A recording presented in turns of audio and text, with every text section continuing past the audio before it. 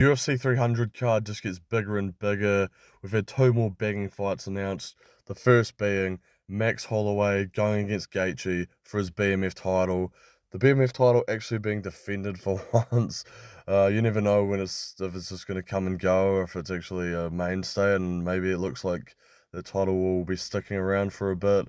And I'm not sure whether this will be the main event of 300 or if they'll be still looking to add more fights. You would look at this and think it is a banger, and it is. But speaking as someone whose favourite fighter is Max Holloway, I think he's gonna get beaten up in this fight fucking bad. Like, and I love Max. He's such a beast. He's proven like he's provided so much entertainment over the years, but this is just not a good matchup for him, I don't think. Going up in a weight class against Gaethje, just probably the biggest hitter in that division. And like Max has a great chin, obviously, never been dropped, never been knocked out. But UFC 300 might be that time, unfortunately. I can imagine Gaethje just tearing Max's legs up. We've seen him susceptible to that in his Volk fights. And then just like I can imagine it being like the third fight against Volk, but probably just with Max getting maybe knocked out. Like I hate to say it, but I just think there's a high likelihood of that happening. But if Max moved up and just takes Gaethje out, it'll probably be the best day of my life. So I'm hoping that happens. I like Gaethje too, but Max is just I can't ever not ride with that guy. He's just a beast. He's a goat. We also got Jim Miller, Bobby Green. Jim Miller, just a legend of the sport at this point. He fought in UFC 100 and 200. Now he's making the trifecta with 300. He literally only just fought and got a win, so it's insane how active he's staying like this far into his career, setting records in the UFC for longevity and shit like that. And Bobby Green, like he just always brings it. He's always in an entertaining fight, no matter whether he wins or loses. And he's kind of been trading wins and losses a bit lately, but he's kind of the perfect opponent for Jim Miller to face at this event. And I just think it's a great matchup of two guys who have been around for such a long time, done so much for the UFC, like always been consistent and active fighters. So yeah, like I'm really happy to see this matchup made too. Another banger of a fight coming up for UFC 300 is Davison Figueiredo versus Cody Garbrandt. Cody Garbrandt, he got his last win over Brian Kelleher and called for this fight. It was meant to happen a few years ago. Garbrandt was meant to drop down for the flyweight title and face Davison. And I mean, we saw we saw what happened when he dropped down to take on Kaikar France. Did not go well for him. Got stopped easily and quickly. So I mean, that would have been a horror show. And this potentially could be as well because I mean, Garbrandt.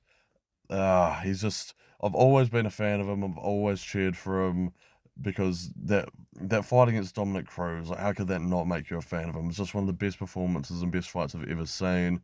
And then went on a skid, like knockout losses, kind of over and over, fault of his own, really. Like he just kind of abandoned what got him there in the first place. Keep getting into wild ass fights, brawling, and just taking too much damage. But then he keeps like he is able to bounce back when I don't expect it. Banger of a shot on a Sunsauer, buzzer beater, and now he's on a 2 fight win streak again. But the only thing is, like, these fighters just aren't even really comparable to Davison Figueiredo, to be honest. Like, was Kelleher even ranked? I'm not even sure if he was. I don't think he was. He was kind of just like an easy fight that Garbrandt could, like, it gave him a good chance to get him a win there. Both his last wins did. And now he's stepping all the way up to fight Davison Figueiredo, who's just like an absolute machine. And he's proved that he can move up from flyweight to bantamweight. And, you know, the skills have transferred over. He had an exceptional performance against Rob Font in his debut. And, like, this is just going to be such a hard fight for Garbrandt, especially because he has shown to be a little chinny or he puts himself in the firing line too often. Davison's just so well rounded and just, like, he's just a beast in there. So I am happy for Garbrandt to get this fight because I'm just a fan of him. I want to see him do well. I want to see him get back to the top again, and this is a quick way to do it. But Davison's just like he's just another level, man. From anyone Garbrandt's been fighting recently. So I think Davison should take this one like 95% of the time, probably. And I don't mind if he does either, because I am a big fan of Davison. Also a big fan of Garbrandt, though, so maybe just put on a good fight, guys.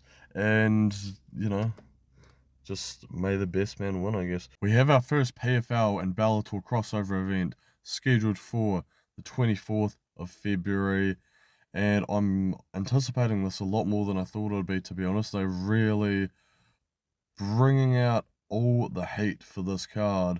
A lot of big names from both companies, and this is going to be interesting to see what kind of momentum they can build by working cooperatively as two companies. I'm like, are they going to merge completely into one, or are they just? I don't even know what the fuck they're doing. But for now, we got this main card. To be honest, it's actually looking stacked as a lot of big names.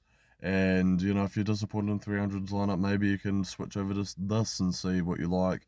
But I mean, not gonna lie, this is always going to be promotion number two, and I mean, it could even be 3-1, depending on what you prefer, but whatever, who gives a shit about that? Let's have a look over the card real quickly. Like, we got Ryan Bader, Johnny Eblin, Pitbull. Like, to be honest, I'm kind of like, I don't really watch PFL at all. And when it comes to Bellator, I'm kind of a casual fan, but I mean, isn't that just what everyone kind of is? Like, I feel like that's a pretty safe assumption. But yeah, like a lot of interesting fighters to watch. Johnny Emblin, especially, is one I've taken notice of as of late, and he's against Impa Kasangani. Is that how he says his name? Most known for getting spinning back kicks by Joaquin Buckley, which goes to show really like the level of these other companies, because you go and you see who their top guys are. A lot of them like tend to be ex-UFC guys, and you see they've been on a losing record. They go to some other company, and then they go on a big streak. But I mean, I think this will be a big opportunity for them to prove themselves, to show that they could be more than that. Because I think, like in my opinion, Bellator fighters, I think they're on like a slightly better level probably than the PFL fighters. So we'll see how that goes. But yeah, also like I said, Pitbull. We got the light heavyweight champion Vadim Nenkov fighting Yoel Romero versus Thiago Santos, so two UFC veterans who are both past their prime. I thought, like, if any of you saw Yoel Romero's last fight, to me, that should have been his last fight. He should have retired. Like, he just looks old and slow now. He doesn't really throw much. It barely looks like he can even land a shot. The cardio's gone after probably 20 seconds. And he was always one of my favourite fighters, so that's hard to see. But it's just the reality of it, really. And AJ McKee versus Clay Collard, that should be pretty good. I hope AJ McKee just absolutely takes that one with ease. And I feel like he's got a good chance of doing that. He's still 21-1. Still probably one of the biggest names, I'd say, outside the UFC. And if he can keep winning fights, keep building his name up, keep gaining attention on big stages, then hopefully one day he can be in the UFC and do even better for himself. I'll definitely be tuning in for this one, probably a lot more than I did previously for Bellator and PFL events. And another news, this past weekend we had Johnny Walker getting knocked the fuck out by Vankarinke Magomed Ankalaev. I don't know, my brain just fucking cut out there, but he got his head taken off once again. Johnny Walker did, dropped him, smashed him with an uppercut to follow up. Brutal. I think Walker's nose got broken. So yeah, Ankalaev right on title contention. When was the last time he even lost a fight? He's only lost to Paul Craig, isn't he? Pretty sure. That's just Craig has just got some insane wins under his belt for what he really is as a fighter. But yeah, Ankalaev on a big ass win streak. He's got this knockout here, and I think he should get a title shot next. But I think not Johnny Walker. He can go back to the prelims, but Jamal Hill should be next in line. I don't think there should be anybody jumping over him. He destroyed Glover for the belt, never lost it, didn't hold on to it, vacated it, gave it up. Like, he should get the title shot as soon as he's ready to come back, which I hope is soon, because he's definitely one of my favourite fighters at the moment. And I think him and Poatan will be an absolute war. And then, yeah, whoever wins that, I'd say give Ankalaev the winner of that. And light heavyweight's it's actually like stepping itself up as of late, like the past like year and a bit, because it was such a dead division for a while, like without John and DC, who even gave a shit about it really. And then, yeah, like now you've got Anchor Live, Powhatan, Jamal Hill, Yuri, you got Rakic in there, like a bunch of just real flashy, entertaining, and skilled strikers who can just put on entertaining fights that people actually care about watching. So that's good. And yeah, see you next time, bitches.